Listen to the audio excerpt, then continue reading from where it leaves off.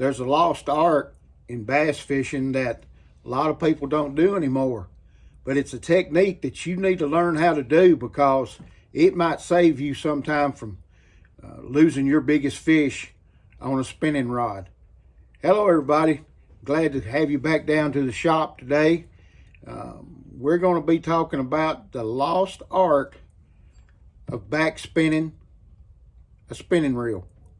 You know, the drag systems on these things now are really good, and I mean there's no reason that you can't get in a big fish with this.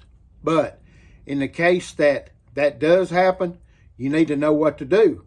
So you can still use your drag, but at the same time, if you're using 4 to 6, maybe 8 pound test fluorocarbon or mono, whatever your line choice is, you need to know how to backspin.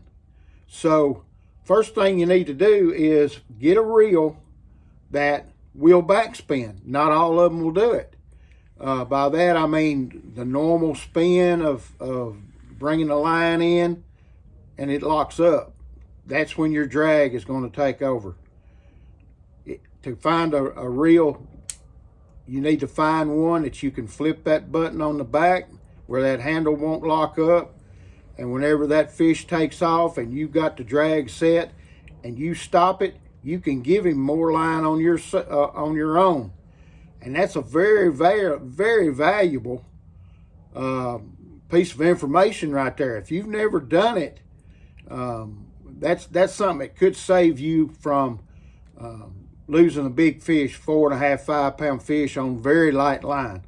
Most of the time, that's the only time that you're going to use this technique of backspinning a reel, is whenever you're using really light line. Now you can go down in some of my videos. Me and my wife were on Dale Hollow, and we were catching 4.5 pound smallmouth on ultralight equipment. I was only using about 4 to 6 pound line on it, and had I not been able to backspin some of those smallmouth, I wouldn't have never put them in the boat. I was still using the drag, but at the same time with that light line, I wanted to backspin it.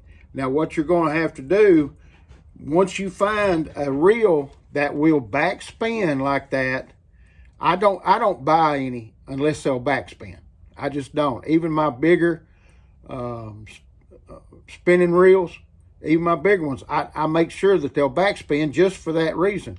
Get out on the lake and practice. That's the only way that you're going to learn how to do it. Let's just say you hook a 1.5, maybe 2 pound fish or so. Practice backspinning him. That way, when the time comes and you've hooked into that 4.5 largemouth, smallmouth, whatever you're fishing for, using mono or fluoro, whichever your line choice is, but you're using 4, 6 pound line, you can backspin him, saving that drag and saving the tear on your line too, just because you know how to backspin it.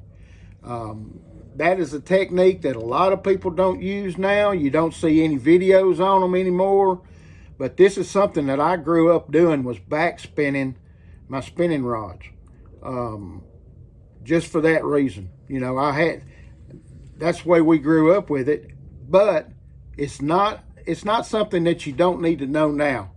So that's going to be our video for the day. Get out there and practice backspinning your reels, and next time you hook a really good fish and you got him on the light line, 4, 6, maybe 8 pound, whatever, learn how to backspin him and get him in the boat, and I guarantee you, you'll do it and not break up your line, not break up your drag, nothing on the light line. So I appreciate it. I appreciate you subscribe to the channel. I asked for that this morning, and just come on back and we'll talk again. The shop's always open when I got somebody down here to talk to. Y'all have a great day.